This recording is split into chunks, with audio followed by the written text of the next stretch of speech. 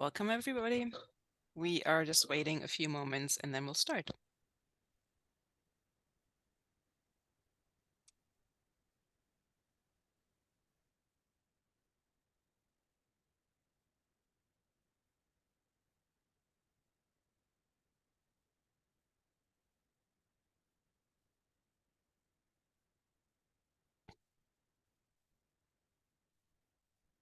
Welcome, everybody. We will start in a few moments.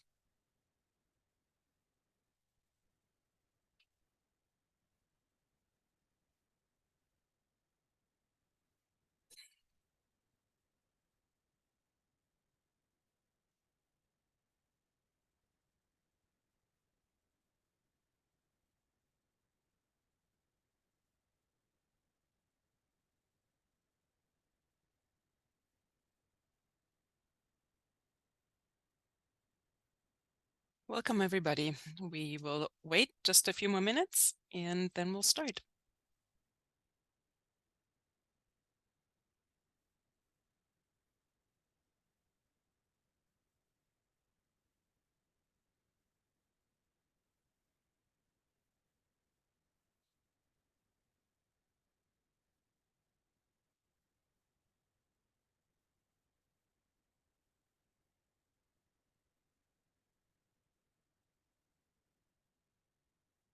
Welcome, everybody, and thank you for joining us.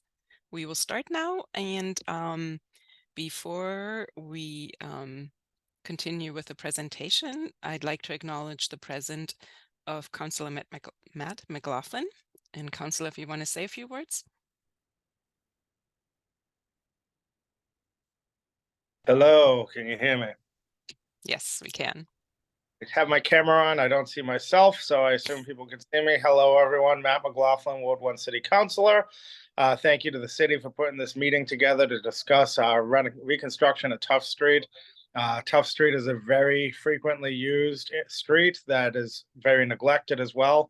So I'm very excited that the city is going to prioritize this. I believe this came out of community meetings where people really wanted to see this street have something done with it. So I'm very excited to see that the city is moving forward on this and has a pretty good plan for getting this done fast. So I think today we're here to talk about what the community would like to see and what they might not like to see, and hopefully get a project that everyone loves that makes the community safer and cleaner and just more enjoyable for everyone. So thank you, everyone, for attending. Please speak up. Let us know what you think. Thank you, Councillor. And Kate will take over for a few minutes to talk about logistics. Good evening, everyone. So we are recording this meeting. Viola, do you want to take us to the next slide to share the instructions?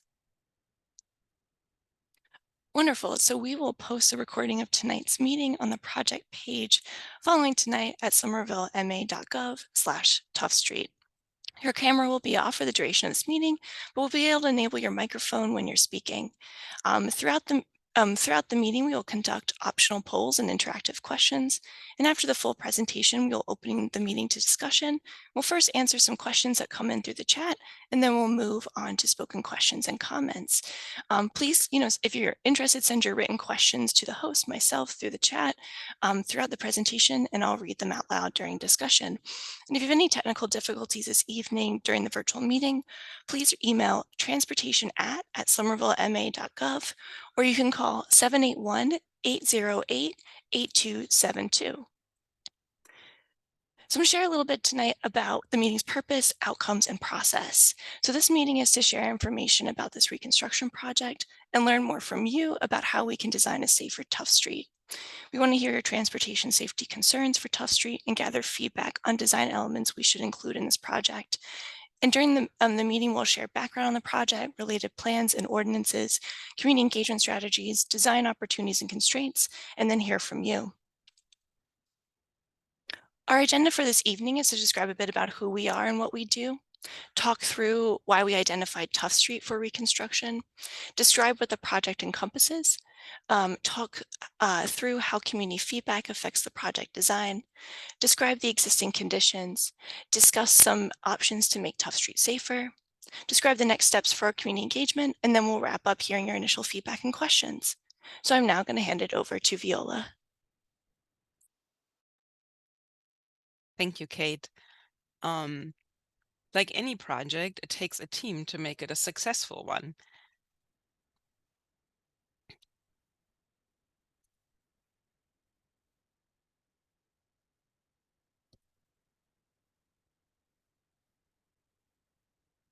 So from the city side, we have 2 city departments who manage design and construction of our streets.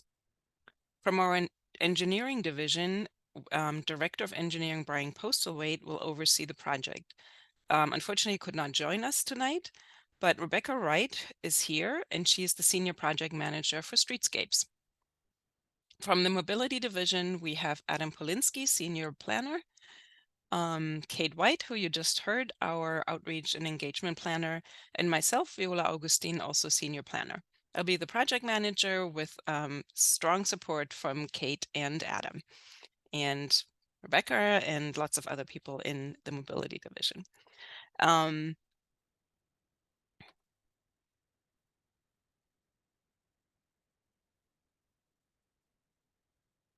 While it is important to introduce us individually, it is also important to understand that all of us are here to implement larger citywide plans and policies. Our Summer Vision 2040 is the city's comprehensive plan that captures the city's values and goals. Somerville Climate Forward, a plan that includes policies, programs, and strategies to address climate change. And for our streets in particular, it is important to mention the Americans with Disabilities Act Transition Plan, our Complete Streets Ordinance, and our newly published Somerville Bicycle Network Plan, which we will give more details on later in this presentation. The other important plan is our Vision Zero Action Plan. The plan is a commitment by the city to eliminate deaths and serious injuries on our streets. The city's Vision Zero Action Plan provides a strategy that is based on the recognition that we are all human and make mistakes. Designing our streets to include traffic calming elements reduces speeds and is an important tool to make our city safe to walk, bike, and drive in. Most likely, we all drive at some point, so we should all keep the shown statistic in mind. If you drive 20 miles per hour or less, you will do your part to prevent serious crashes.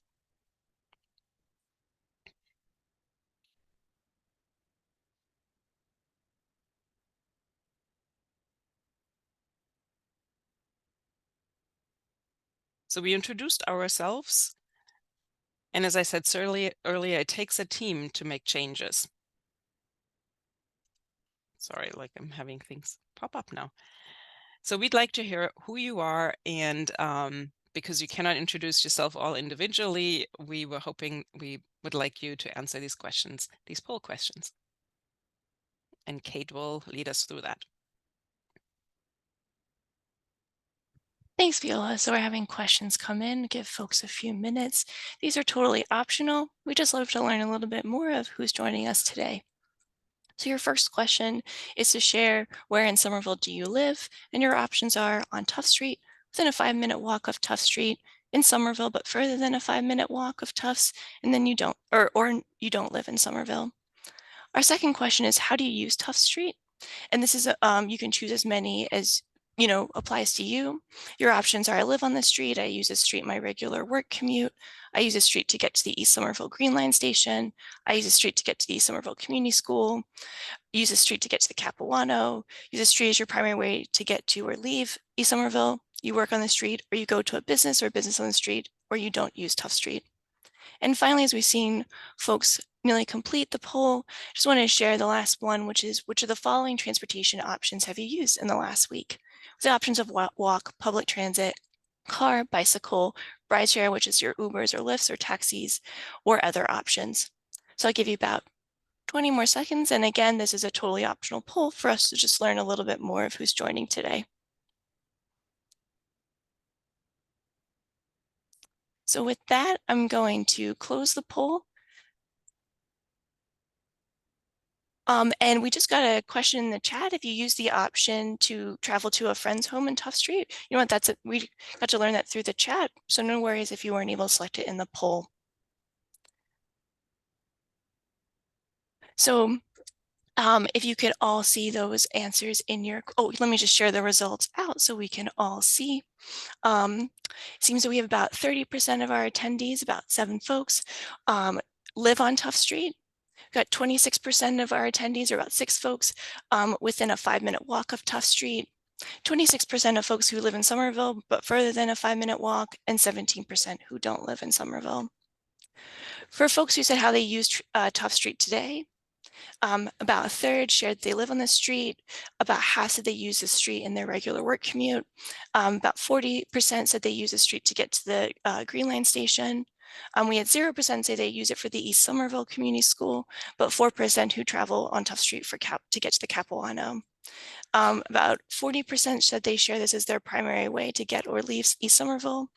About 20% said they work on the street, about 20% who go to a business on the street, and 13 who don't use Tufts. And lastly, we got about close to 90% of folks who've walked in the past week, about 40% who've taken public transit, about 70% who've traveled by car, about 50% who travel by bike, about 20% who travel by rideshare, and 4% that said other. So I'm going to stop sharing, but thank you so much for those who participated in helping us learn a little bit more about who's here today.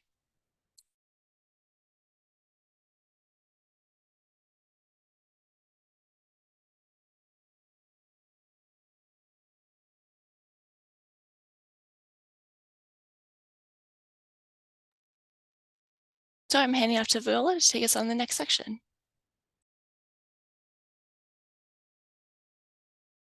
Yeah, Viola, we can see the presentation screen. We just can't hear you at this time. Thank you, Kate.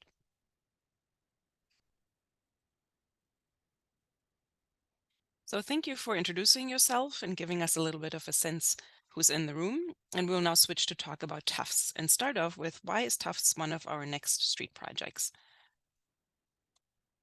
Every year, the city selects streets to receive sidewalk and pavement upgrades. Conditions of roads and sidewalks, including accessibility or ADA compliancy, are evaluated and combined with overall city goals and known upcoming construction. And a list of streets to be reconstructed is published. Streets can either receive partial pavement or be reconstructed as complete streets. Complete streets include safety improvements for all modes: walking, riding a bicycle, and driving. And Tufts Street is on the list to be reconstructed as a complete street.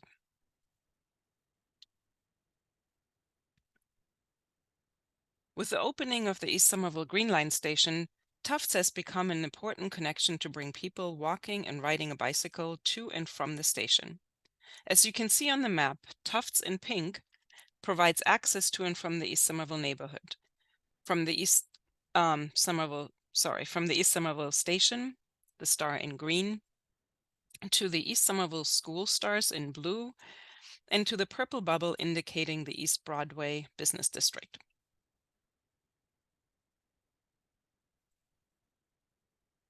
Tufts is also a designated street on our bicycle network. Earlier this year, the city published the Somerville Bicycle Network Plan with the goal to make riding a bike an option for everybody. The plan establishes a network of streets, the Bicycle Network Vision, to provide a connected set of streets to bring people of all ages and abilities safe and comfortably to important and frequently accessed destinations anywhere in the city. Tufts is part of this network and is prioritized to be implemented by 2030.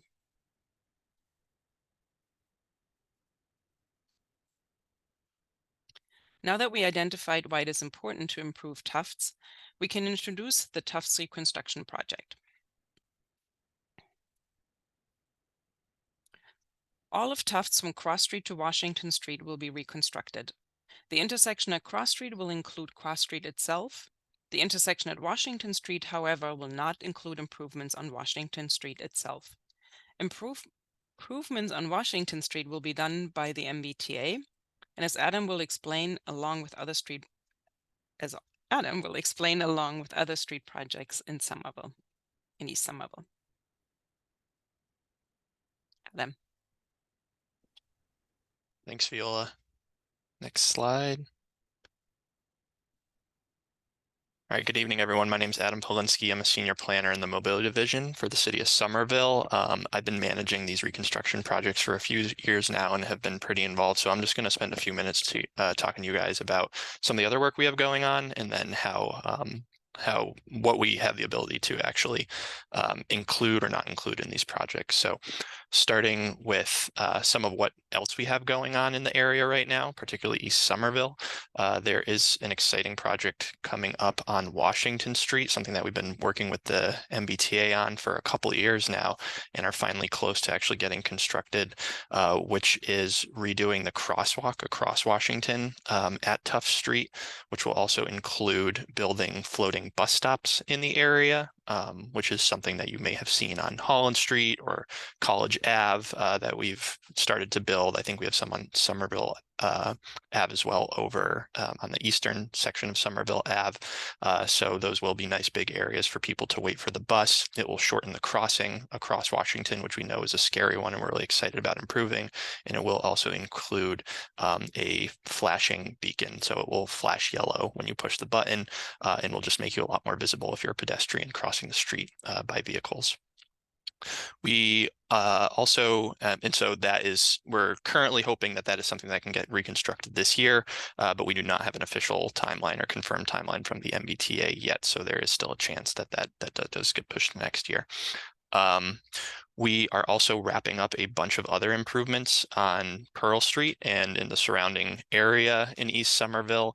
Pearl Street was just paved last week, I believe, and they're finishing up some of the raised crosswalks and speed bumps that we've been putting on Pearl and on Cross Street, including a new raised crosswalk over on Cross at Everett Ave, right outside the East Somerville Community School, as well as a neighborhood traffic circle down on Glen Street at Oliver, a few raised crosswalks on Franklin at Oliver, and then one of the last pieces we have is a new raised crosswalk and a two-way bike lane over on Walnut Street at Gilman. So that one is still forthcoming, but we've had a lot of great improvements that have just gotten rolled out that we're really excited about to slow cars down and make East Somerville safer. We also just recently announced the beginning of a new project, which is a neighborway over on Glen Street that will be a quick build style, so mostly done using paint and posts and just a little bit quicker for us to implement. That will be led by Culture House and Neighborways with the city's support, and that will get started next year. And then lastly, I just want to mention that we also recently rolled out a new bus lanes in both directions on Broadway between McGrath and Cross with a bunch of nice new red paint. So with that, we're going to get a little bit more into the details of what we could, and will not be incorporating into the Tufts Street project that we're all here to learn about today. What is definitely going to happen is that all of the sidewalks will get redone and the associated curb ramps. So the little ramps that go down where you would cross the street. That is the sort of one of the minimum things that we will do as part of these projects to make sure that it is up to accessibility standards so that everyone feels comfortable using Tufts Street. And so that it is just a more well-maintained street. We'll also be repaving the street for the entire length. We don't know where yet, but we are pretty confident that we will have opportunities to add new trees, which is something we hear a lot about. And then we will be improving the crosswalks that already exist. What could happen, depending on some of the constraints that we encounter throughout the process, funding, and then input from you all, are things like landscaping zones. Do we want to add some greenery to the project and have, sort of areas that have grass or plantings of some kind? Do we want to add traffic calming, and what kind? Speed humps, bump outs, that kind of thing. We could add some new crosswalks as well. There's currently no crosswalks all the way from Cross Street down to Washington, and so that is an option on the table as well. Changes to parking regulations. Currently, there is no parking on Tufts Street. However, we're going to get into a little bit of what options may be on the table, whether we add anything back, particularly things like loading or accessible parking, and then changing the width of the sidewalks and hence, the roadway, how much is given to the paved section versus the concrete sidewalk section is something that is on the table as well. This is not an all-encompassing project, so this is not something like the Spring Hill project where you see the construction happening on the eastern section of Highland Ave or on School Street, for example, or Summer Street right now, or on down in Union Square on Somerville Ave a couple of years ago, which were very all-encompassing projects. This is really more focused on the surface stuff, so sidewalks and paving and traffic calming, that sort of thing. So there will not be any substantial utility work, such as sewer upgrades or things like grounding overhead lines of the utility poles that are out there today. So that is not within the scope of this project. There may be some gas work. Typically, Eversource will come out ahead of these projects and try to do any gas work that they have to tackle before the project starts, but that is kind of a separate effort. That's not a city project. That would be done through the private gas company if they feel that it's necessary. There will be no street lighting incorporated into this project. That is outside the scope as well. Green stormwater infrastructure, some of the really high-end stuff like bioswales, rain gardens, silvacells, if you're familiar with any of those things, those are a little bit outside of what we're able to tackle as part of this project. We will not be adding any traffic lights or changing any of the traffic control along Tufts Street. We will, if we are making any design changes to how Tufts functions, it will be through physical traffic calming elements. And then we will not be doing any network redesign to Tufts, so we will not be doing anything like one-waying the street. And with that, I will hand things back to Viola to talk a little bit about the timeline. Thank you, Adam. So to reconstruct a street, there are generally three main phases: the conceptual design, final design, and pre-construction and construction. And the constructual design development phase started this summer and is targeted to finish this November. During this phase, we assess conditions, find out concerns and needs from people living and using Tufts, and with the community feedback, establish general ideas and street elements we want to incorporate. Community outreach is an important part of this phase, and Kate will talk about this in a minute. In the final design phase, scheduled for winter 2023-2024, the design ideas are turned into technical drawings with all the details necessary to build the street. During this phase, some design ideas might have to change due to technical constraints that would require elements to be moved that are outside of the scope of this project, for example, underground utility changes. Once all the details have been established, the final phase, pre-construction, construction will start. And pre-construction includes going out to bid, or in other words, looking for a contractor and negotiating a contract. After the contract has been signed, the contractor can start to mobilize and construction can begin.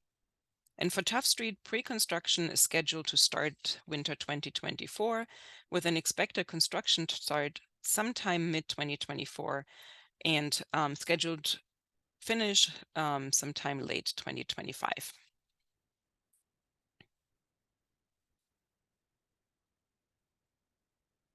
And with this, I hand it over to Kate to talk about the community feedback approach. So folks, I'm going to talk a little bit about how community feedback will shape design. Community feedback will provide insight into transportation safety issues along Tufts Street and in the nearby area. It will impact which traffic calming installations could be implemented in the project, help us understand opportunities for new crossings, greenery, and other street amenities, identify frequently traveled routes to key destinations such as nearby schools, the Broadway commercial area, and parks, and really help us understand what would make this project better. Some of the strategies we aim to use a range of community engagement strategies to meet people where they are and create different types of opportunities to be part of the design development. We aim to host 3 virtual meetings, the first being today, so thank you for being here, where we're here to launch the design process and hear feedback on conceptual design options. At our second meeting, which we anticipate hosting in mid-October, we will share proposed designs and gather your feedback. And at our third meeting, which we anticipate hosting in February 2024, we'll share final designs. And throughout design development, we aim to host 2 survey rounds.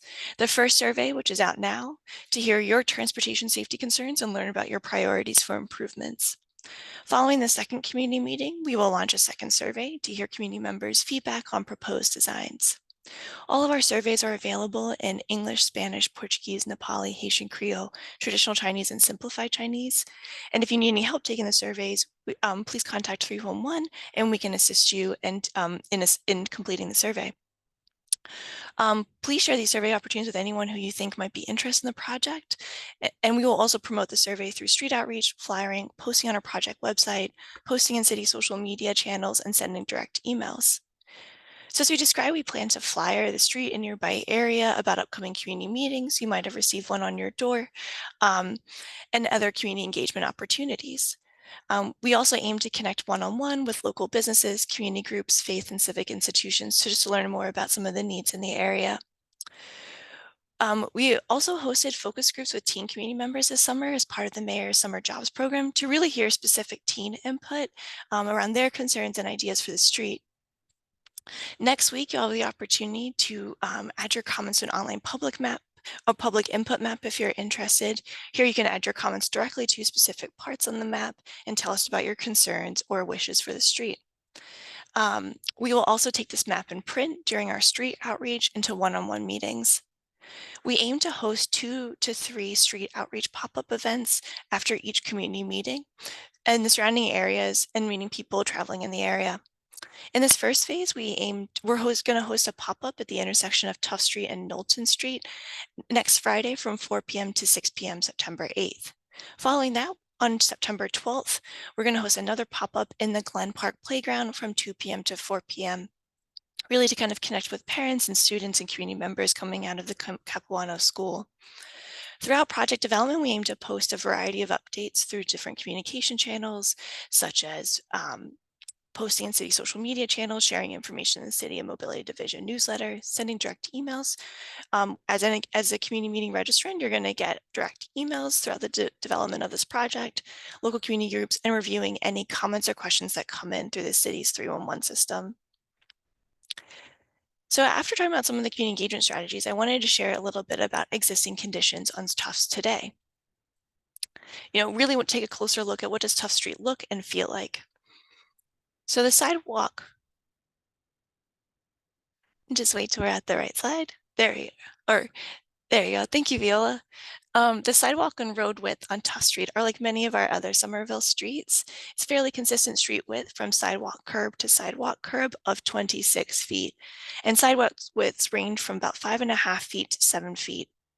For our discussions, we will use the 45 feet, what we call public right-of-way, and that's really from one property line all the way to the other property line on the other side of the street. So we have some challenging intersections at Washington Street and in Cross Street with fairly long pedestrian crossings, cars entering the street by taking wide turns at high speeds and not the best visibility. There are major trees that we really we aim to preserve. And as you probably have seen and experienced, the pavement conditions on the road, but especially on the sidewalk. Sidewalks along both sides of Tufts Street are not compliant with, as Viola described, our Americans with Disability Act or ADA, and inconsistent pavement with cracks, and in some areas not enough sidewalk width. There is a mixture of adjacent uses, creating varying experiences walking along the street, from the new development changing the look and feel of the street to our 2 to 3 family story homes with lovingly cared for gardens to the blank facade along the large portion of the southwest side of the street. In addition to these observations, we also wanted to share with you feedback we have gotten up to today. So as I mentioned in our safety concerns survey, we asked a couple questions and I wanted to share preliminary results. This is still open and please take the survey so we can collect your responses. And this is just the data from as of Monday. So we asked folks, what are your top 3 transportation related concerns with Tufts Street? The four we heard the most were sidewalks are in poor condition, vehicle speeding, street asphalt is in poor condition, and it feels unsafe when biking. These issues were closely followed with sidewalks are too narrow and not enough street trees or green space. I just wanted to highlight some of the comments we heard in the survey.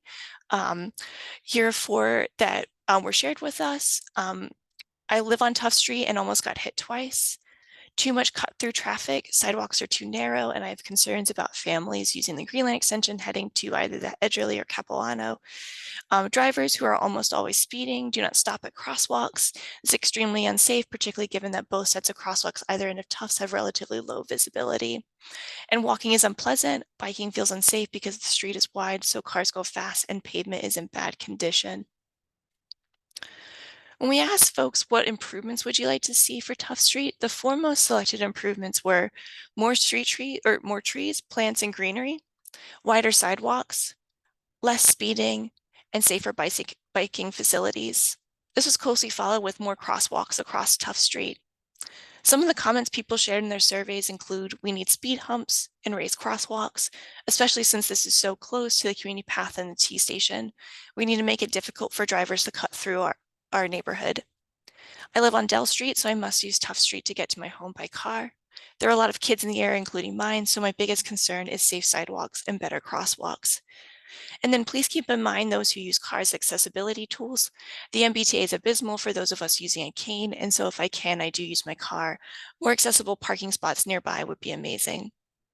So that's just a few of some of the comments we heard. And like we said, we'd love to continue to hear from you all.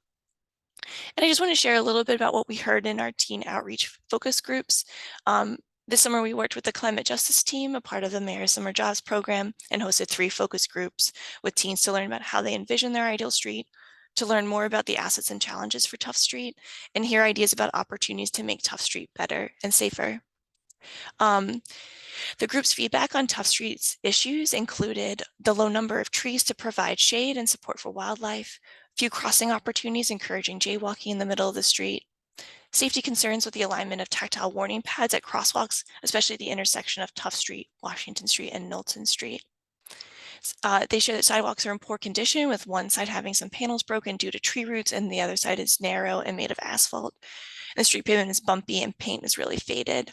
And the large building on one side caused some discomfort walking next to it on the sidewalk. Some of their ideas included raised crosswalks at each intersection, and I've actually included an image of one of the drawings that one of the participants shared.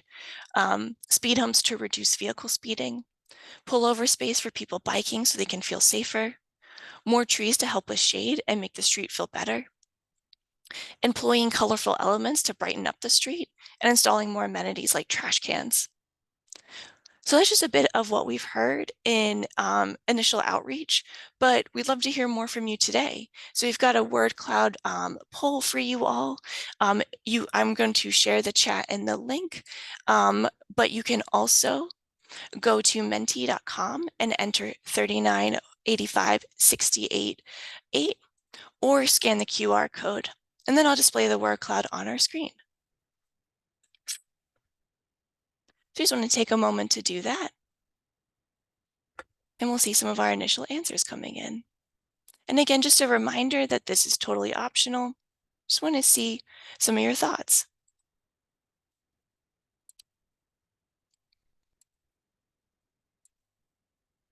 So folks, can you see that word cloud in front of you?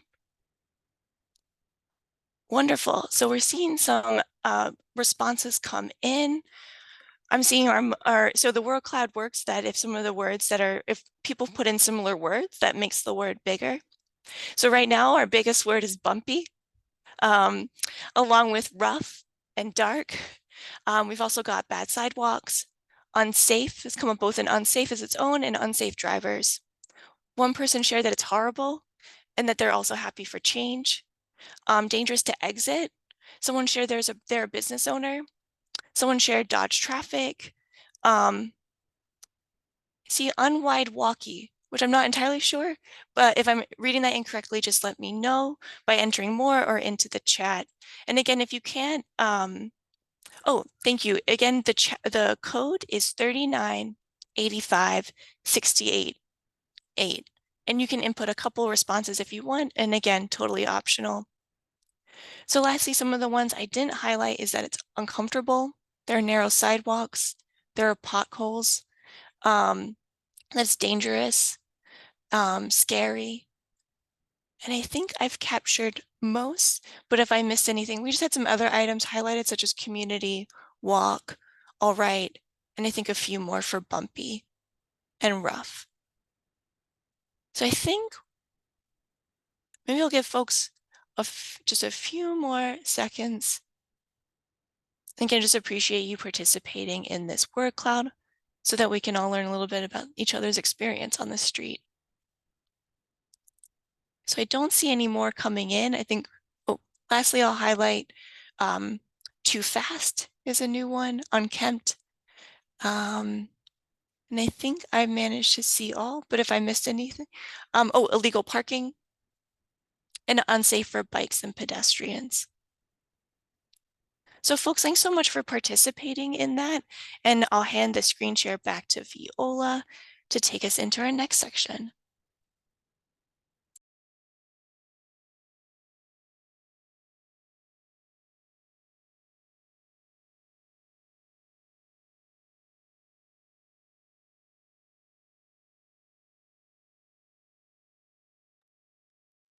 Thank you, Kate.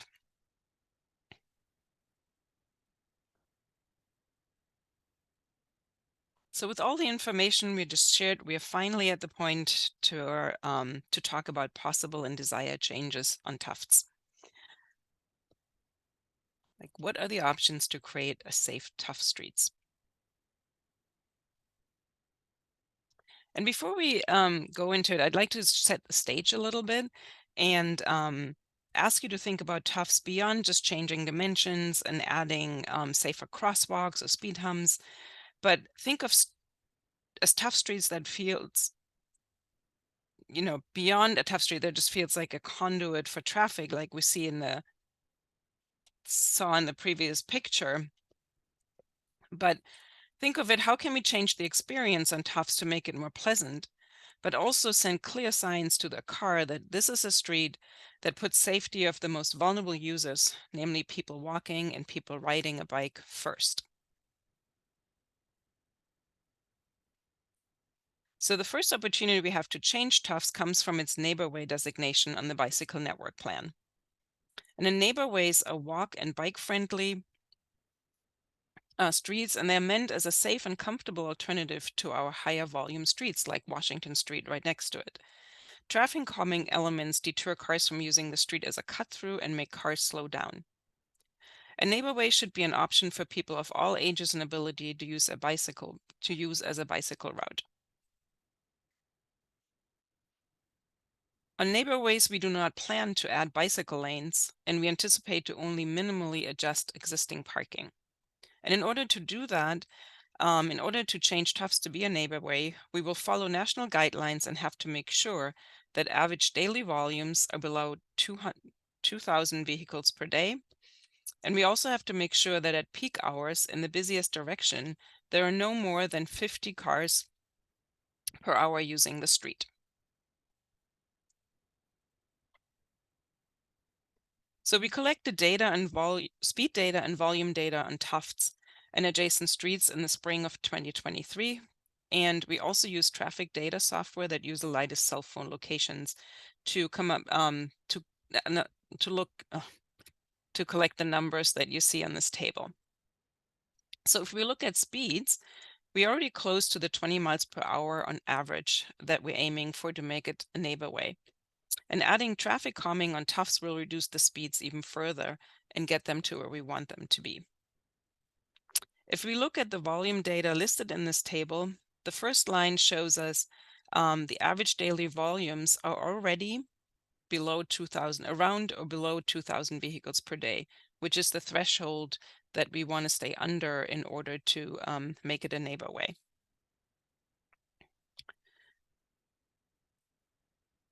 Analyzing peak hour volumes might seem a bit tricky and complicated, so please bear with me. We will have time at the end to answer any questions. So for peak hours, we looked at volumes from 9 a.m. from 8 a.m. to 9 a.m. in the morning and between 5 p.m. and 6 p.m. in the evening. And looking at the table, we see number of vehicles traveling southbound, which is from Cross Street to Washington Street, are higher, about 100, than the targeted 50 vehicles per hour that we'd like to see, and that is the case in the AM and the PM. When we looked at where people are going, we realized the majority of vehicles using Tufts southbound in these peak hours turn right at Washington towards Union Square. The number of vehicles going from Washington to Cross in the morning, which is the northbound direction, are within the targeted 50 cars per hour.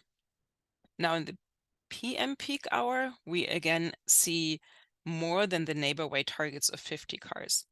And we see that on average, 135 vehicles travel north from Washington to Cross.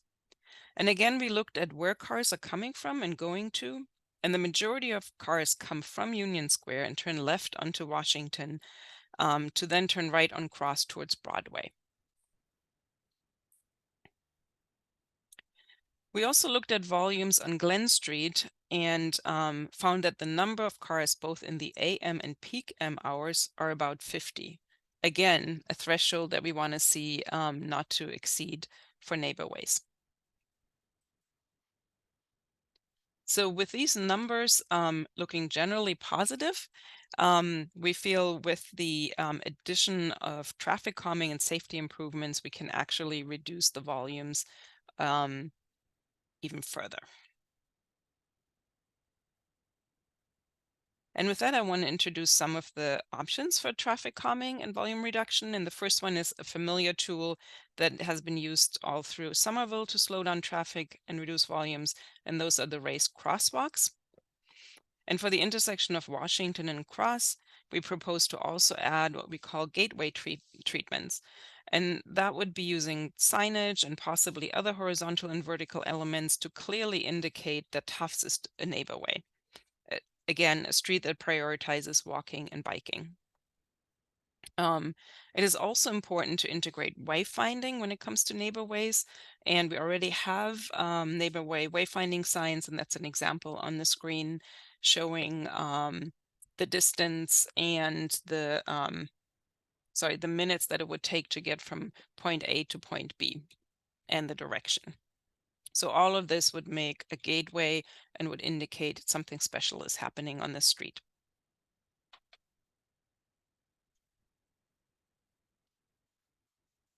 The other elements we'd like to introduce you is that are possible on Tufts Street are pullover for people riding bicycles. And that comes especially out of us and especially Kate working with the youth with during the summer, who clearly stated that even if we get the speeds down, that they still like to see a safe area where they can pull over and let a car go through.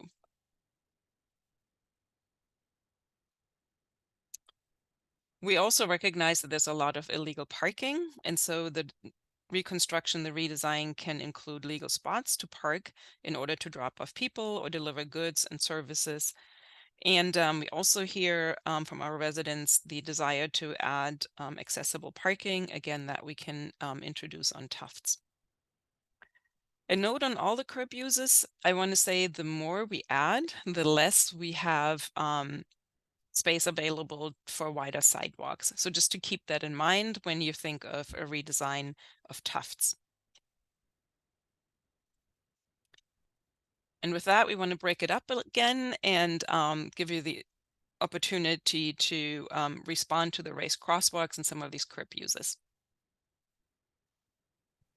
Thanks, Viola. So I'm going to launch a poll that will ask some of these questions. So I'm going to read them out loud so you have some time to kind of go through them. But your first question is, where would you like to see additional crosswalks on Tufts Street? And you can choose one or more.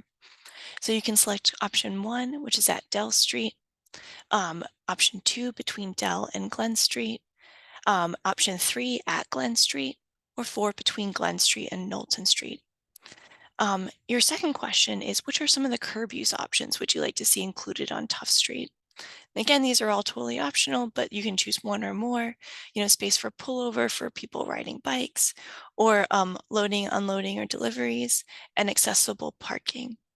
I'm going to give folks just a few minutes to fill that out. And again, these are optional. If you have any trouble using the poll or want to add in additional answers or questions, you can feel free to use the chat. We're collecting all those comments too. So it gives folks some more time.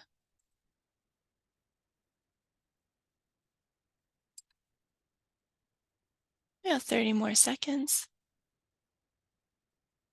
And again, feel free to add any of your input in the chat, or feel free to save it for our discussion at the end.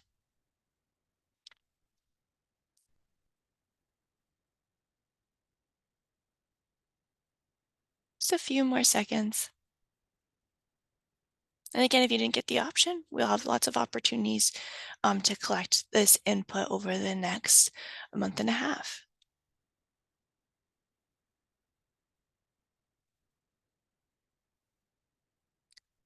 Okay, so I'm going to end the poll now and share out some of the answers. So if you can see those results in front of you, um, when we asked where would you like to see additional crosswalks on Tufts Street, so about 60% suggest at Dell, about a quarter suggest between Dell and Glen Street, about 91% at Glen Street, and about a quarter between Glen Street and Knowlton Street. And when we asked about which are some of the curb use options you would like to see include on Tufts Street, about half of folks say pull over for people riding bikes, about 60% shared loading and unloading deliveries, and about 57% shared accessible parking. So thanks so much for taking part in that poll. And again, feel free to continue to add your questions and comments in the chat.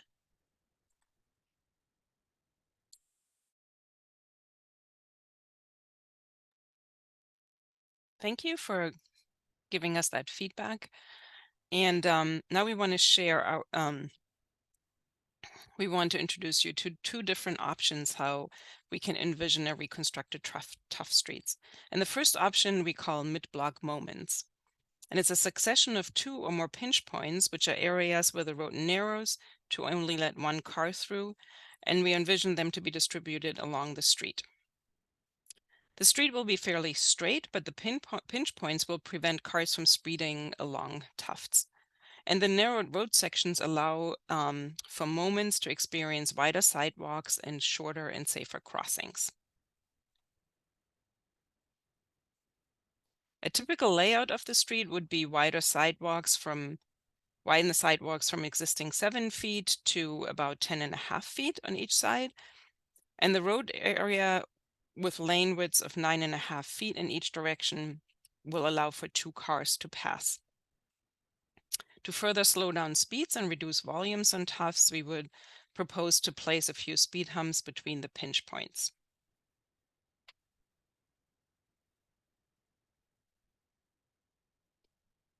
And the pinch points, as you can see in the section, would narrow down the road width to 12 feet to only allow 1 car to go through, and enough room to allow for a bicyclist to go in the opposite direction.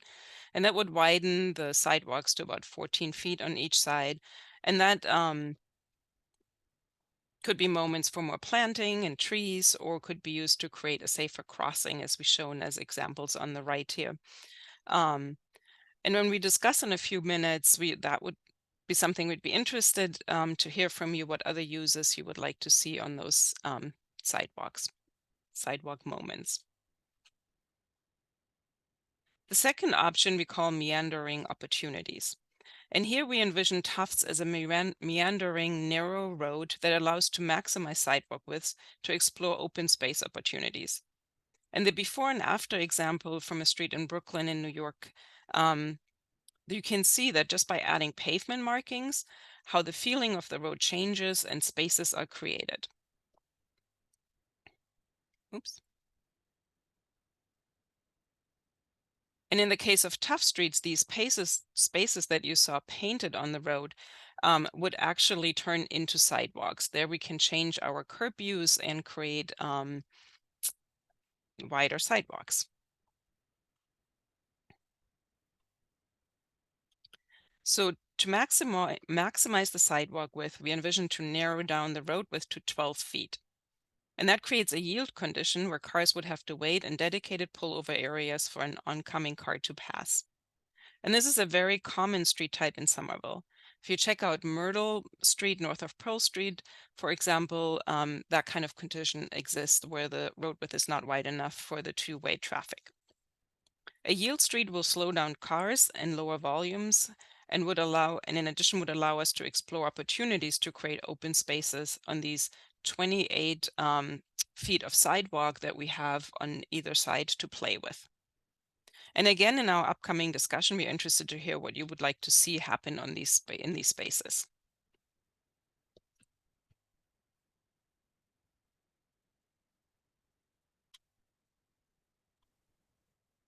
So I'm going to share a little bit about what comes next for community engagement before we hop into discussion. We would love for you to join us at our second community meeting, which we're anticipating for mid-October, and you'll receive an email sharing the confirmed date directly in your inbox. Please take the Tufts Street Transportation Safety Concerns and Needs Survey. It's available through September 14th, and please share it with anyone who you think might be interested. Please come join us at our upcoming street pop-ups. We would love to talk to you, field your questions, and talk through solutions together. And next week, we'll have our online public input map up. And so please add your comments. Again, at the URL is somervillema.gov/Tufts We'll include that in your follow-up email after this meeting. We wanted to share that you can also attend the Pedestrian and Transit Advisory Committee's Walk on Tufts Street tomorrow, August 31st at 6 p.m. The walk begins at the entrance of the East Somerville Green Line station on Washington Street. So please come join, meet our advisory committee's committee members, and talk through your ideas. And more details are also available on the city calendar. You can subscribe to the Mobility Monthly newsletter for project updates on this project, as well as other transportation projects in the city. And the subscription box is right on the project page. And feel free at any time to share your ideas either via email at transportation@somervillema.gov or call our team at 617-666-3311 or 311 if you're using a Somerville area code. So again, as we move into discussion, we just wanted to share some of the instructions. We'll first answer some questions that we've received in the chat. So I'll read them out loud and we can share out the answers so that all can hear.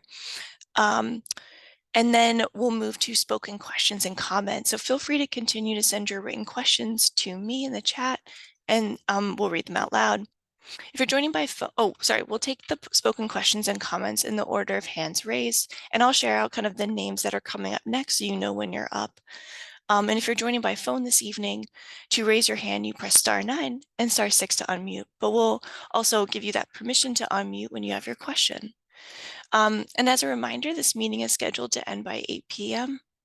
But if so we'll close the meeting at 8. So I'm going to start with some questions that we've received in the chat. So the first question, and this we did receive before the slide that we discussed, but it was asking about numbers about speeds are like currently. And so Viola, do you want to add anything more building upon the slide or what was shared in the slide? Yeah, I think the question was also if we use the speed reader for that data. And we have not received or analyzed that data yet. So the speed data that we got is from data we collected in the spring.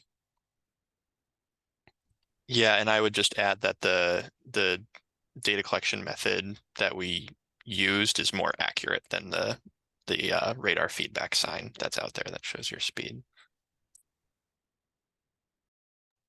Thanks, Viola and Adam. Our next question is, could you discuss Tufts Street's role in the bus network redesign? And they asked like their understanding, or they shared that their understanding is parking was originally removed to facilitate buses during the Washington Street bridge closure. If we're adding in a new park, will that compromise its utility as a bus route? Yeah, thanks for that question. We are aware that the number 90 goes southbound on Tufts Street right now as part of the bus network redesign, and we started conversations with the MBTA. We do not foresee the long-term use of Tufts Street as a bus route just because neighbor ways does not lend them to having providing a safe option for people of all abilities with a bus behind you. However, in the short term, we feel like we can accommodate the number 90. It comes very infrequently. It's about one maximum of 2 buses per hour. So we have started, as I said, conversations with the MBTA, and so far they're amenable to, even with a redesigned Tufts Street, have a slower procession of the bus on Tufts. But as I said, we do not plan to have that be the long-term solution.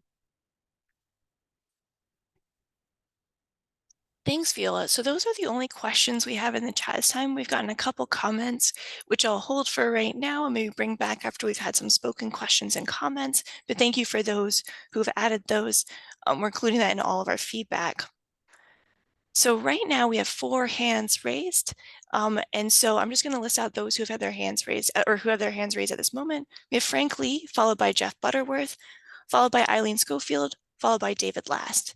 So Frank, we're going to start with you so that you can, oh, sorry, just bear with me one moment.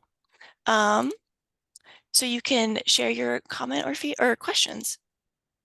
So Frank, you should be able to unmute now. Okay. Hi, there were 2 of us are sharing it. I'm Harriet Randvig, member of the Commission on Disability here in Somerville. And I walked the length of Tufts Street from Dell to the station.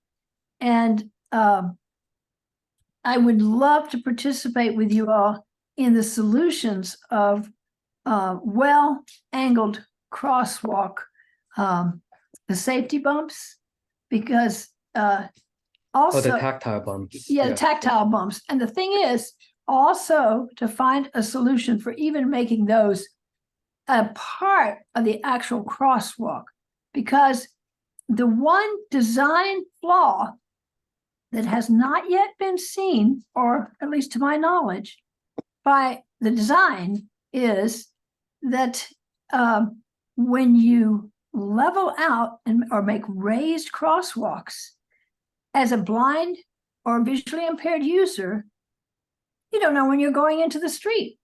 And clearly we need for people to be able to smoothly cross with bikes, with wheelchairs. But as a blind person, I could just simply walk right into the street unaware, because what's currently there, number one, is angled incorrectly, would send me out into the middle of an intersection. For example, I think it was at Dell and Tufts. Oh, was it an apex? Well, no, it crossing? wasn't even an apex curb. It was just simply the way the strips were angled toward the street. So I would love to consult and support the minimum amount of change, but change that will be effective, not only in the raised crosswalks, but for anyone with visual impairment. So I think it's something that may be minimized by people, because when you can see, that's not a big deal. But if you're blind, you really need the tactile feedback, and much more than is currently. And I have the same problem in Davis Square, but I'll carry that to another meeting. Thank you. Harriet, thank you so much for that feedback. And I would be interested to hear your feedback on a raised crosswalk we just implemented in the neighborhood, which is on Gilman and Oliver. And we were very aware of that issue and try to design it so that it is detectable by people that don't see well and is safe. And we would love to hear your feedback, how that works for you. Am I still on? Yes. Well, actually, I haven't done that, and I look forward to. And I think the one critical part is to widen and lengthen the tactile bumps up to 3 feet before you get to the street. And then ideally, not that they make different sized ones, but a slight, say 6 or 8 inch break, maybe 10-inch break.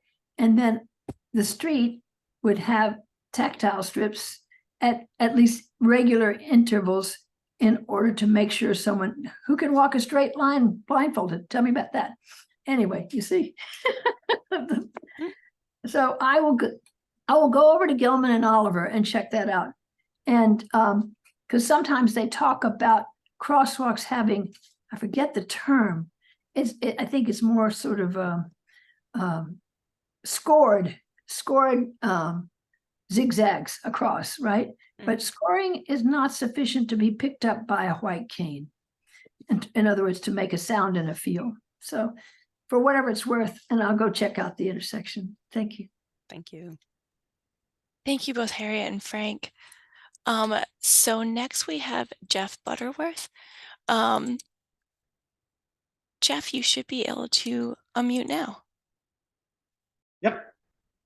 Yes, and I believe I am unmuted. Hi, everyone. I'm Jeff Butterworth. I believe there are technically 3 businesses along Tufts Street. I know Jerry has his salon out of his home, and then we have Emerson College has their prop warehouse in our building. But my business is RX Strength Training. We're the gym that's right on Tufts Street, about the middle, and couple of things on that. We have a big white wall that I noticed that somebody had said, could we cover the graffiti that shows up there once in a while? Could we paint that? That is something that we are definitely interested in working with the Somerville Arts Council on. And if anybody would like to jump in and help me sort of realize that, I would absolutely love it to make the street look a little bit nicer. The other element of that is that I personally would be fine with the street being a one-way to minimize some of the cars. Even if the speeding isn't as much of an issue by a percentage, we tend to have, because we hear them all the time, people that will just whip around that corner and treat Tufts Street like it is an opportunity to see how fast they can get in a single span. Here are a lot of cars bottoming out on some of the construction that's been happening in the street itself, where it's a little bit broken up. And it's not the 85 people that I'm concerned about, it's the 15.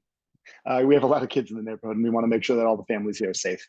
But outside of that, as a small business owner on the street, I really would love to see Tufts Street represent East Somerville really well. And if there's anything that you need from us, we'd be happy to help.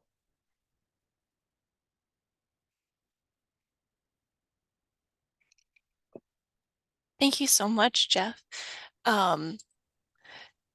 And I'm sure the teens that we work with are also super excited to hear that you're interested in art.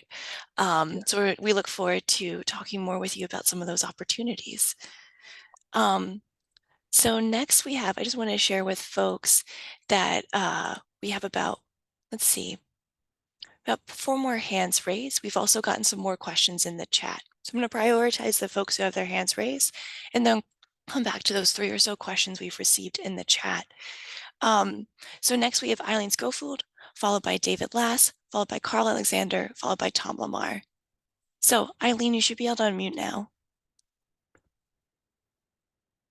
Hi, this is Bob Schofield. We're sharing an account or sharing a login. In the slides you asked, how can we make the project better? And not to be too sarcastic, starting tomorrow would be great. But in the meantime, is there going to be a minimum level of repair for the road? We have that sinkhole right where the new project is going in at the old post 388. Could you let me know if that's going to be done? Thank you. Yes, our apology if that wasn't clear. The road will definitely be fully repaved and all the sidewalks will be repaved. No. Sorry. I'm talking before the project. Before the project. Unless there an emergency situation. There is an emergency. It's about a 4-inch sinkhole. Thank you so much for your question. We actually, we have, as we described, Rebecca from our engineering division here too, but we are doing a lot of evaluations and observations of the street. And so, Becca, I don't know if you want to talk about anything, but we can also have some of our members of our water department do a site visit. Okay, yeah, I was just thinking, Bob, I'm not sure the source of the sinkhole, if it's from underground groundwater or a nearby leaking water gate valve, but I'd say to report it through 311, and then they will send it to the appropriate departments, and likely, as Kate mentioned, the water sewer department, someone will be out there to assess it. Yeah, and we're happy to, we'll submit that service request through 311 to have the water department come out and check it out. Thank you. Awesome, wonderful. So, um, next we have David Last, followed by Carl Alexander, followed by Tom Lamar, followed by Carrie Callahan. So David, you should be able to unmute now. Thank you very much. Appreciate it. So I've been a resident of Tufts Street for over 10 years now. And one thing I do want to bring up is parking, which I know, is not quite what Somerville is looking at right now. But I do remember when they removed the parking on Tufts Street, that they did that for the Green Line extension, and all the traffic was detoured down Tufts Street, and everyone on Tufts Street had to live with all that traffic for all those years. And part of when they removed it was the promise that they put it back once it was done. That never happened. Then there was a promise that before the building got built next door, because there was kind of the public lot that people could use, that parking would be put back before that parking was taken away. That also didn't happen. I've spoken in favor of a number of projects, including the project next door. And in fact, I advocated as a neighbor for that project that's going up to not have parking as part of that project, so we could have a much better pocket park. But part of that was with the understanding, again, that there was going to be parking put back on Tufts Street for all these new residents, as well as for the existing residents with families who are older, not just people necessarily with handicap plates, but for people who've lived on Tufts Streets and bought on Tufts Street, when there was parking. And I think that that's a really reasonable request given everything that's happened and gone through over the years. I'm very sensitive to the concerns that it needs to be friendly to biking, that people need to be able to walk on it. Cars need to go slower on it. I've almost been hit on Tufts Street multiple times. I'm sensitive very much that it needs to be multimodal, and I have no objection to that.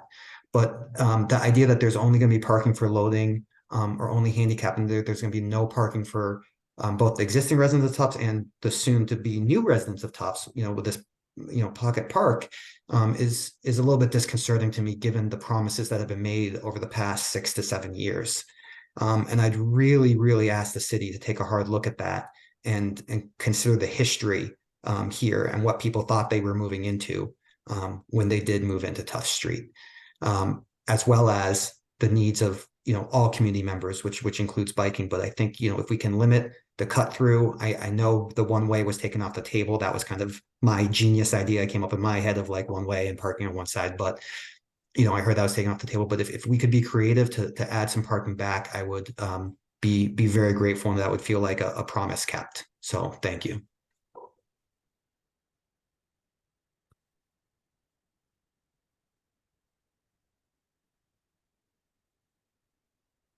Fiona, do you want to share anything back?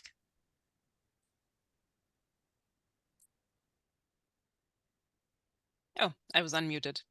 No, thank you, David, for that feedback and history, and we'll definitely listen to it. One question I have for you: where do you have a sense where your neighbors or yourself are parking currently? So they're basically being pushed to the side streets. So yeah, Glen Street, Knowlton Street, Dell Street, is kind of where everyone's being pushed. And, it obviously gets tight on those streets. It affects the neighbors down on those streets. It's, gets tighter and tighter, with the Green Line. Again, I'm excited for the new development next door in the Pocket Park, which I think will be great for the community. But there are going to be more people moving in there. They're not all going to be taking the T. So there's, going to be an additional burden put on those side streets. And the farther you have to walk, get away with with a child, which I have, the less convenient it is. Same with groceries. And I feel like the loading's only going to relieve so much of that when you have a decent density on a residential street. Yeah, thank you for that feedback. Thanks, David. So next we have Carl Alexander, followed by Tom Lamar, followed by Carrie Callahan. And those are our only hands raised at this time. And then I said, like I mentioned, we've got 3 more questions that came in the chat, which we'll address after. So next, Carl, you should be able to unmute now. Hi, can you hear me? Yes, we can hear you. Great. Hi, thanks. I live on Myrtle Street, just as an FYI, so I appreciate and kind of value more highly than what I'm saying, I guess, for all of the immediate abutters, and thanks for all the great feedback, and thanks so much for all your great work, team, on this project, and then also on Pearl Street. It's really going great. I'm assumed to be father and going to be walking around this neighborhood like all the time and strolling around the neighborhood to daycare. So this really means a lot, especially when it comes to widening the sidewalks. So I also like the yield meandering concept, for what it's worth. And my big question living on Myrtle Street is, especially for the PM traffic coming from Union Square, like what will be done to make sure that the traffic that would have gone onto Tufts Street and reaching the goals of a neighborway in terms of peak PM volumes won't just go over to Myrtle Street, which also has a really big cut through traffic issue. So I know that there are project limits and they're not looking at network as part of the scope. However, I feel like the network will be impacted as part of the project, particularly around cut through on neighboring streets. So again, just really appreciate all your work, but I'm wondering if you are looking at traffic models that are going to look at where potentially cars might be diverted to, and especially considering other residential streets in the neighborhood. Thanks so much again.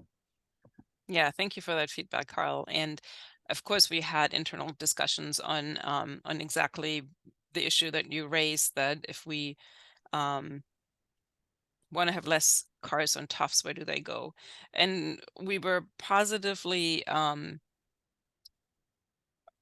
we feel positive, or I'm trying to say, find the right word here. It was good. We felt it was good to see that most of the traffic comes from Union Square that goes up Tufts, because clearly they will not pass Myrtle before they want to go onto Tufts. And the option to get onto a McGrath to get to the destination on Broadway, feel like with McGrath being a wider street and busier street, it can take more traffic. That was one consideration we had. And then for Myrtle, we would definitely consider adding traffic calming to the street. So kind of have that same incentive that the street on, for Myrtle to make it safer, but also less inducive for cars to want to go onto Myrtle Street. For And that sure. would not be part of this project, but we can include that into next year's workflow. Yeah. Thank you so much for considering that. An 18-wheeler got caught on the street today outside of our house on the electrical wires overhead. Oh my God. So yeah, it'd be really, really great to have that calming and help to continue with diversion in the neighborhood. So awesome. Thank you so much. Thank you. Thanks, Carl. So next we have Tom Lamar, followed by Carrie Callahan. And those are our only hands raised at this time. And then we'll move to just a few more questions that came in through the chat. So Tom, you should be able to unmute now. Hey, I live a block away near the corner of Glen and Oliver. I really like the direction you're thinking of going in for Tufts Street here, especially the meandering cross section that you're talking about. Two questions that I had. One, I was curious, similar to Carl's question, what you're thinking about including opportunities for side streets as well. In my case, specifically around Knowlton, Morton, and Glen Street, which kind of sort of parallel this part of Tufts Street, not entirely, but somewhat.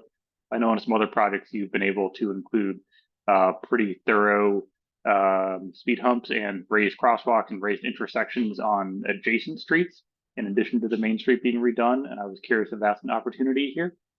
And then next, I was really glad you were talking about the gateway treatments. And I totally agree that those are the most stressful parts right now, especially near Washington Street.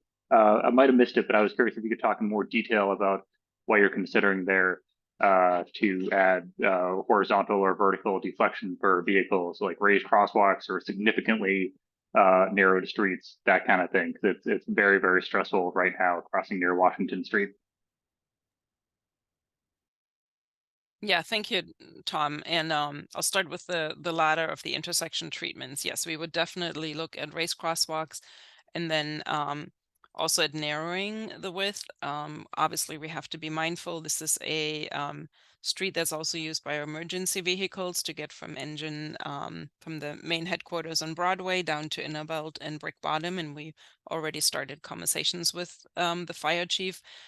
So we probably won't get them down to a really residential curve, but we will work with our engineering team and consulting team that will do the final drawings to tighten those intersections as much as we can, to tighten them, to make them more accessible, like on the cross street one. There are all these grade changes. Can we mitigate that a little bit? And raising the crosswalk. And then your first question on have we looked at improvements or changes on Glen and Dell and Knowlton? Adam mentioned Glen Street is a project that has started. We are, or our Culture House that also Adam mentioned, Culture House and Neighborways, won a federal grant, and they will use that money to do community outreach, and then with the goal to doing a neighborways in a quick build fashion. So they won't be moving any curbs, but they will be installing things like posts or planters possibly. So that that will be a nice package, a complement to Tufts Street. And then for Knowlton and Dell, I mean, with the goal to have not that many cars go in Tufts, that by virtue means there are not that many cars going on Knowlton and Dell. But we also are happy to hear any suggestions what people want to see on those streets. I'm not promising that it will be part of Tufts, but we can certainly keep that in mind for future needs of traffic calming.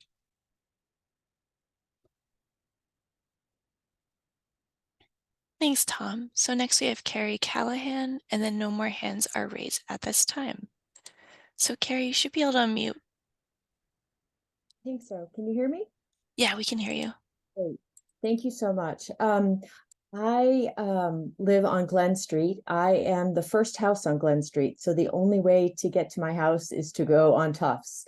So I'm on it constantly.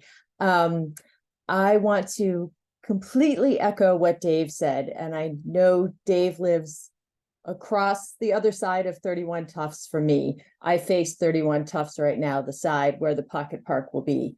And we were told when they eliminated parking on Tufts Street for the GLX and the elimination and installing a new bridge over Washington Street, that it was a temporary situation and that our parking would be, increased on our streets. And I cannot tell you how much it is increased on our streets.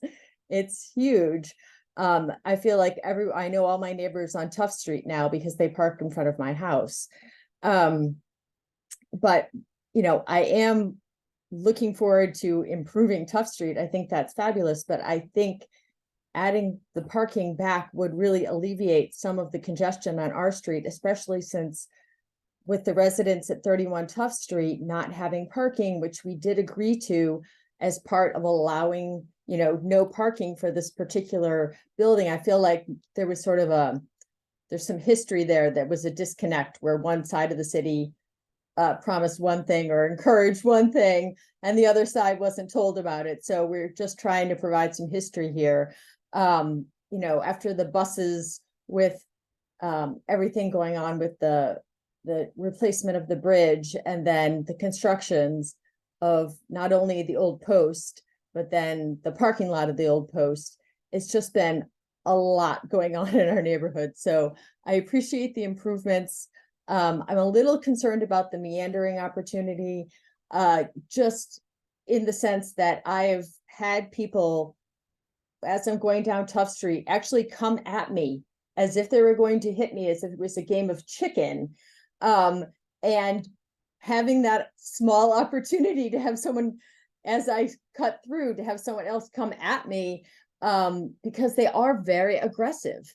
And so that's just, the nature of the people going up and down Tufts Street, I guess, or some of the people who are cutting through.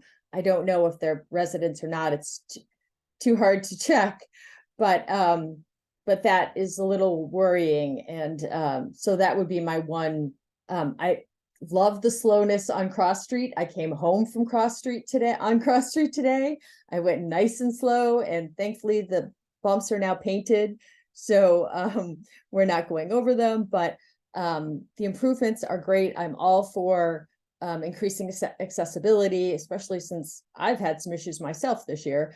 But I would love to see the promise that was sort of made to us actually being fulfilled, and have that, you know, opportunity, so that when the residents of 31 Tufts Street, I think it's 18 units, get residential parking exemptions because it's an affordable building, there will be, you know, 18 more cars on our streets, and we don't have room for the construction vehicles and the bin that we have now. So anyway, I just want to say everything Dave said, I completely agree with, and just wanted to echo that and add to the history. So thank you.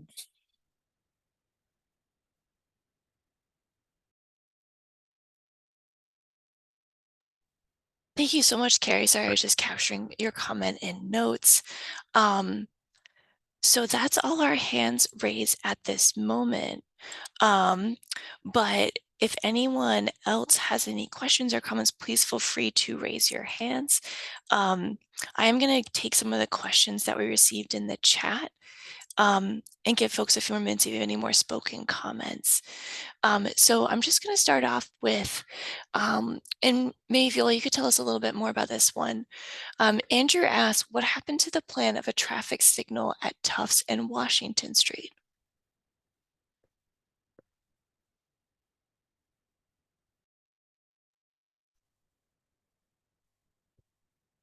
Yeah, the city did a traffic warrant, which if people not familiar with that term, based on a set of criteria of volumes of pedestrians and cars and speeds, it's determined is a traffic signal needed at Tufts and Washington.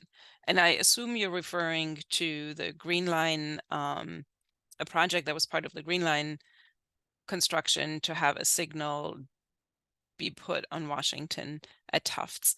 And the things that changed from when that signal was supposed to be there is, at that point, the property across from Tufts was supposed to be, I think, a bus drop off. And so that changed the whole intersection. And because that is not the case anymore, we did the traffic warrant. And at that point, with the data we had, a traffic signal was not needed. In addition to that, the MBTA and the city started to work on this, these two improved bus stops, the floating bus stops that Adam had mentioned, which will widen the sidewalk, will change the section of that street completely right adjacent to Tufts, and create a safe crosswalk with the flashing button activated light. So our approach right now is to have the MBTA install that as soon as possible, and then observe the situation and do another warrant in about 3 to 6 months after the floating bus stops are installed. And then based on the outcome of that, determine if we still need a signal in that location or not. Yeah, and just to add a little bit more context, Viola, the reason we still chose to add an RFB over even just a standard pedestrian crossing sign that doesn't have any kind of flashing, is really based on just the width and volume of the street and how much traffic Washington Street carries, and the high volume of pedestrians. So we're still working on establishing a set policy for where we do use these devices, but we do use them very sparingly, because we know that there are a lot of folks in the community who have issues with the sensory aspect of those devices, and just how it can actually cause more problems than it solves for certain people. And so we are using them in very limited capacities, but streets like Washington Street or Broadway are really a couple of the only streets that we're still considering those devices, and it's really only just because they are some of the widest and busiest streets in Somerville. Thanks, Adam. And I think that answered another question we got, which was to clarify when certain features like rapid flashing beacons are used at Since the question we received was the decision-making process we've gotten some feedback that constant flashing beacons can cause discomfort for folks who have sensory processing disorder. So with both those questions, I'm going to move to another question from Zachary shared. While sidewalks are being redone, is there a possibility of getting separated bike lanes? So at this point, we're not planning separate bike lanes. As I said, Tufts is designated on our bicycle network plan as neighborways. And for neighborways, the great opportunity is to keep it more as a residential feeling. And we see a great benefit in making sure that on those streets, the volumes and speeds are low enough so that a bicycle is comfortable, or somebody riding a bicycle is comfortable just taking the road. And what that gives us on our narrow streets, like 26 feet road and 40 feet right of way, is not very wide. So as you see in all these discussions, we have to accommodate sidewalks that are accessible, wide enough, comfortable enough. We have to accommodate some curb users, and in the case of Tufts, a two-way traffic flow. So neighborways give us a lot more flexibility, and with the same safety and comfort that we envision on higher volume and higher speed streets, where we will always put protected bicycle lanes. Thanks, Viola. So next I have a crosswalk question for you. Would it be possible to reconstruct the crosswalk along Washington Street and Knowlton Street at the end of Tufts Street? Yes, that will be part of it. It's just we will not extend onto Washington Street, but across Washington, or parallel to Washington, to improve that crosswalk, and then including the Knowlton intersection. That is part of the scope. So next, we just had some clarifying questions. If Tufts Street were to be made one way, which way would the traffic go, from Cross to Washington or vice versa? That is a good question, and we don't have the answer for that. And because at this point we're not planning to make it a one-way, we don't have an answer. I can tell you, when we had internal discussion, it becomes very complicated, especially with the 90 bus that goes southbound. So that kind of locks us in, at least for the near future. It's not entirely possible that in the future, in the long-term future, we might go back to that. But for right now, we feel like we can accommodate our goals by keeping it two ways. And that gives a lot more flexibility, again, for people living in the neighborhood and access their residential properties, or their property, business properties as well. People that live in the neighborhood along Tufts and on the adjacent streets. So we got some questions kind of just outside Tufts Street. So I'm just going to focus one more time on ones about Tufts Street, and then I have a couple just kind of right outside on Washington. So Viola, one question we got was, when will a crosswalk, curb cut, or signals be added? And so maybe actually this could be a Becca question, kind of talking more about construction. Sure. So, following, public feedback, and we will start to look at the design and feasibility, and then package up the final design and put it back out, or just put it out to bid. So we're not looking at construction until probably late spring, early summer next year, so 2024, and that's when you will see curb cuts go into play. But I think, as mentioned earlier, signals are not included in the scope of work for this project. Thanks, Becca. So now I have one kind of around Washington Street. It's just off Tufts Street, but are there thoughts about improving the crosswalk at Washington Street so that it's easier for East Somerville residents to get to the community path?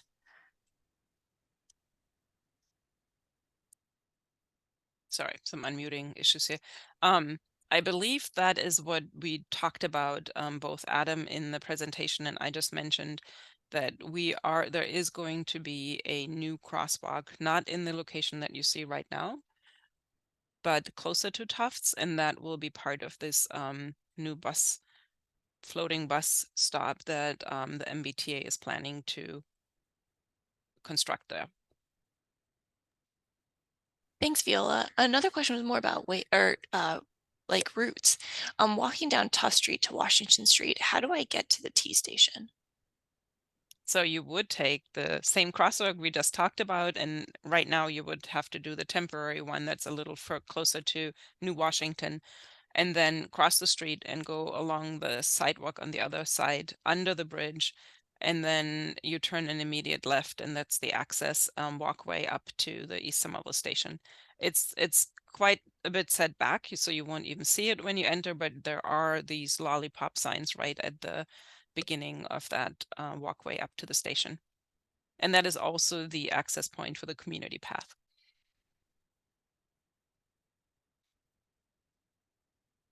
I just see there is no crosswalk. There is one. There is one between Tufts and New Washington. So Viola, some next questions. I think we just answered the question around if you're walking. After someone bikes south on Tufts Street and gets to Washington Street, how do they cross Washington to get to the community path? It's actually the same way. So Okay. the crosswalk was designed to be shared by bicycle people riding and walking, and then the sidewalk on the now I'm have to switch the sidewalk on the station side is wide enough and was also designed by the Green Line to be a multi-use path. If you look at the design drawings, it is dedicated as a multi-use path, and it's supposed to have symbols on it. And I know the symbols were applied last year and have already faded. So that is something we're working with the MBTA on to either have them apply it, or in the end, we will have to apply the symbols again. Yeah, Viola, I'm just going to try. It seems like there's still some confusion about these crosswalks across Washington based on the comments I'm seeing. So I'm going to try to explain it one more time for everyone. So if you walk straight down Tufts and you're trying to get, you get to the end of the Tufts and you're trying to get across Washington Street, there did used to be a temporary crosswalk there that has faded. That is not the current location of where you should cross the street, but that is where the MBTA is going to be building a brand new crosswalk.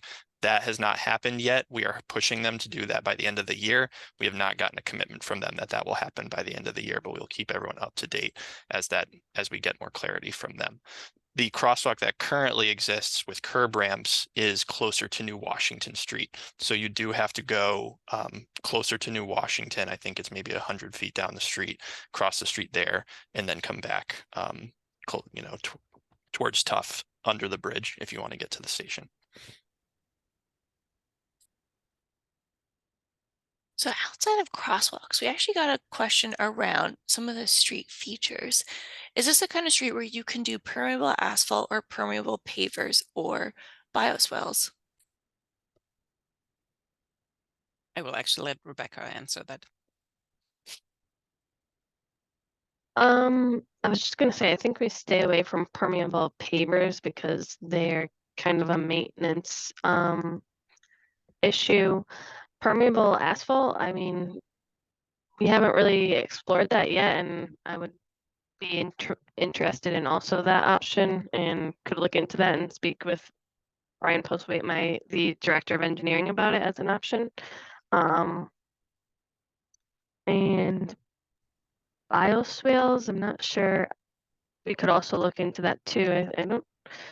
I think maybe Adam, do you want to jump in? I will just add that a lot of this does come down to cost as well. So while some of these things are actually not possible based on the contractor that we select, but something like permeable pavement is definitely gonna be more expensive than standard asphalt, and so we'd have to compromise elsewhere. We have a set budget for these projects, and so to date we've focused on things like traffic calming and new street markings and trees and things of that nature. Those are the priorities that have been outlined by the community. Not saying we can't include those things, and so we definitely can look into them, but there's sort of a set amount of money that we can use for these projects, so something else would likely have to fall off, and so that's going to have to be an internal discussion, and some of the feedback we hear from you all about what our priorities will inform that discussion as well. But that is currently where we stand. I'll also go back again to the Washington Street one. The crosswalk that is there, yes, is faded. And yes, we are planning on restriping that as early as next week if the weather holds and our crew comes to town, but definitely within the next month as a temporary measure. Yeah, and I don't want to stymie the bioswale and permeable pavement discussion, but I'm pretty sure that will not be included. And beyond the cost, there's also um the contaminated soil issue. Both when we spend money on these permeable pavements or permeable pavers, we want to do it for water quality and for water quantity, and water quality, we cannot do that in this area. And maybe if I can kind of pull all of our comments together, is that the reason why we have a set budget is this comes out of our it's our pavement and sidewalk management program, which is really our maintenance fund to reconstruct sidewalks to increase accessibility and repave our streets. We use these as an opportunity to really increase safety. We're really primarily just tackling the surface of a street and not really digging below. And that's why some of these other elements like street lighting or bioswales aren't really on the table, because we really only have that program available to do resurfacing and reconstruction on the street. So we kind of think it is very kind of like horizontal, and we're not going super vertical on the street, except for with the traffic calming elements. We got another question around, oh, actually, we have a hand raised, so maybe I'll take the raised hand and see if we have any more questions. So Tori, you can unmute now, and we just have one hand raised. Okay, I think I did it right. Yes, we can hear you. Okay. Hi, I'm Tori Antonino. Hi, everybody. So I guess I understand somewhat that you can't, really can't go down. But I would advocate at least for some like planters. We definitely need more green infrastructure, because I don't think that our underground tanks and are going to be like a sustainable option. So I'm just throwing that out there. But instead, could we have, when you do the tree wells, could we have extended tree wells like they are on Somerville Ave? Just adding some greenery to this area. It has a certain proximity to the 28, and just having that to be a street calming measure, as well as a potential pollinator corridor.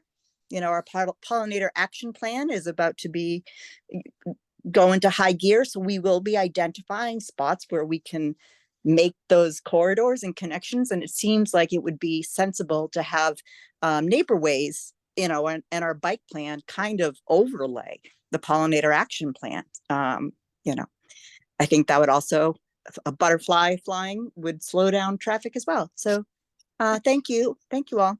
That's all.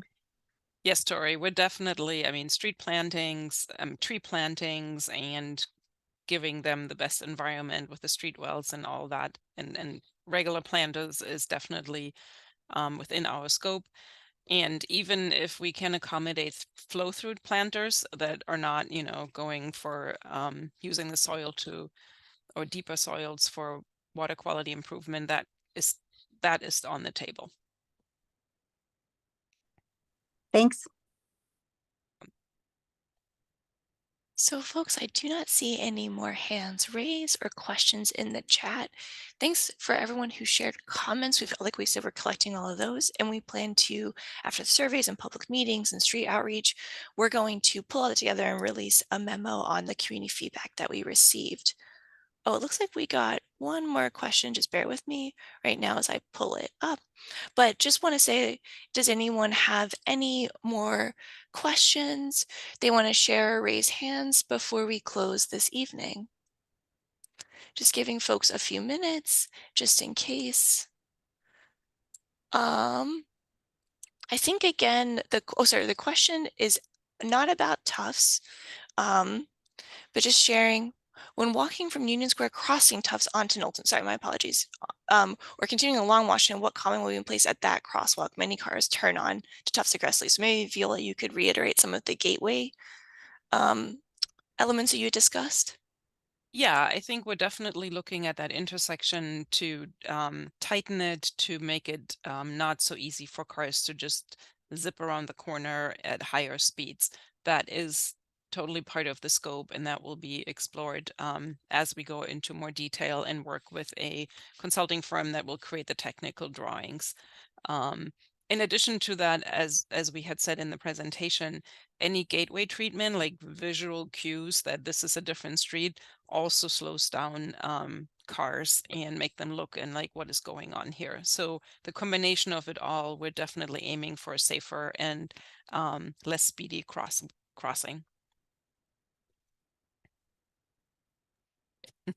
Thanks, Viola. So folks, again, thank you for taking your time this evening to come and join this meeting, learn about the project. We're really excited to work with community members on developing a safer design for Tufts Street.